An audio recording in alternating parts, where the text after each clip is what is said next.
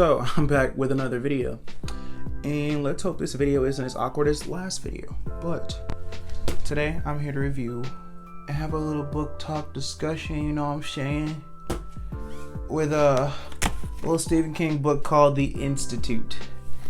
The Institute was new last year. I picked it up a while ago. Haven't been able to get to posting a review, but I'm here today, and that's what matters.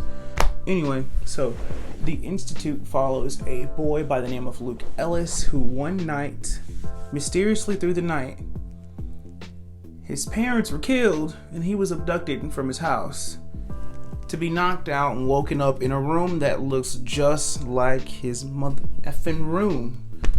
Turns out he's in a place called The Institute.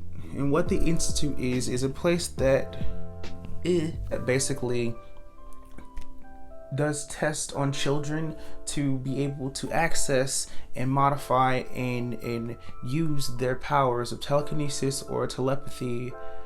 Basically, they call it TP and TK in the story. But basically, this story is fucking nuts because it feels like a mixture between X-Men and the Holocaust, if that makes any sense at all. We've got children being held against their will, forced to perform certain things, and they're being broken down and built back up again to be this trust unit that trusts these random government agents who, by the way, are sick. Some of these people have been there for years. They treat their job as if they are working for like the Navy or something, you know, like they're serving their country for taking these effing kids and holding them against their will. So that's cool, right? But so no, the story develops to where Luke and his friends that he's made in this story, Alicia, I think Luke's about 13. I can't remember at this point because it's been a couple of weeks since I've read this book. His friends, Luke's friends, Alicia, Nick,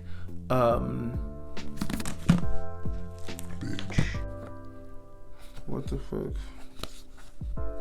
Anyway, so Luke is going through this while simultaneously there's another line of this story that I honestly almost forgot about because the beginning of the book actually starts with this first character, Tim. Tim is a person who by chance ends up within the vicinity of Luke and able to assist him and help him with his escape from the Institute in this book. So there's an underlying supernaturalness to this story, especially because we're talking about kids being abducted for some odd reason and then nobody knows about it but the people involved. There's a few people from, you know, different government agencies who are all assigned a position within this organization to oversee these children being used for this process. It reminded me of Firestarter. It really did, because in Firestarter the main character was being experimented on and so were these kids in this, and it honestly almost had that same tone, like here are these government agencies living and existing within our world that we have no idea about. It's fucking nuts, honestly, if you ask me. But yeah, no, this book's pretty good. The things that I liked about this book were the strength of children. There was Stephen King writes children like no other, you know, the same idea that you get from the group of kids from It, the same idea that these kids aren't so little and adolescent as you think. They're somewhat, when forced to do so, have very, very smart decision making skills.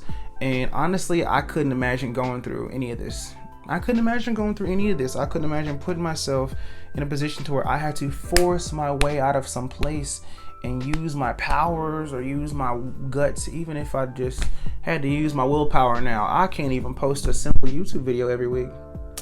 So now, the significance in the cover of this book is interesting because Luke, that is his room. Okay, you can just guess that's his room, whatever.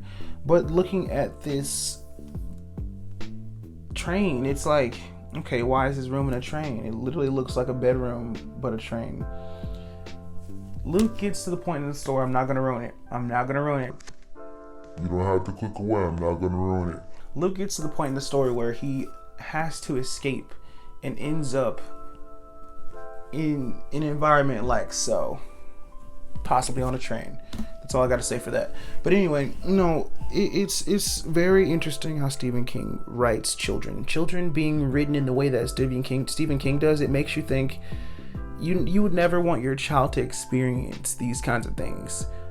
You would never even want to experience them yourself. But to think that a child in a story so grim, you know, like It, or so sci-fi like The Institute, you would just, this is your worst nightmare, like any other Stephen King book. You guys, if you want to read this book, you should check it out. I recommend you reading this if you liked books like It or Firestarter, things that Stephen King has written where he has written good children, and you like to see things like that. I don't know why anyone would like to see children in despair, but if you like to see children in despair, I mean, here's another book to that. Anyway, you guys, thank you for watching my video. Have a good day. I'll be back soon. Don't forget to subscribe to my channel down below. Don't forget to like this video if you happen to like the content, and I will be back with more.